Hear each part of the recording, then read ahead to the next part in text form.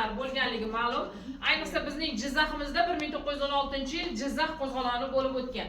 Bu qo'zg'olonning kelib chiqishiga asosiy sabab Podsho Nikolay tomonidan 19 yoshdan 43 yoshgacha bo'lgan erkaklarni mardikorlikka safarbar qilish to'g'risidagi farmoyish bo'ladi va bu farmoyishga qarshi dastlab Xo'jandda, keyinchalik Andijon, Toshkent viloyati hududlarida boshlangan kichik xalq harakatlari aynan bizning Jizzaximizga kelganda qo'zg'olon tarzida namoyon bo'ladi.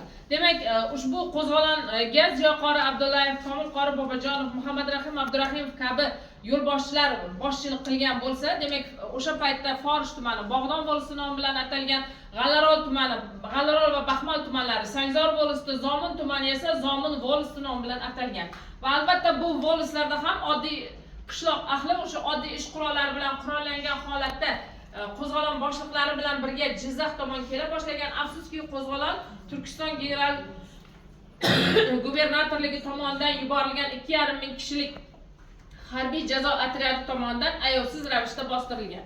Demak, ushbu qo'zg'olon rahbarlari hibsga olingach, bularning o'sha rahbarlar ustidan sud hukmi o'qilgan va unga ko'ra ular osib o'ldirish jazosi, qolgan ishtirokchilar esa 4 yildan to 10 yilgacha muddatga Sibirga surgun qilinish jazosi bilan va qolgan ishtirokchilar esa aynan Jizzax hibsxonasida saqlanganligi ma'lum.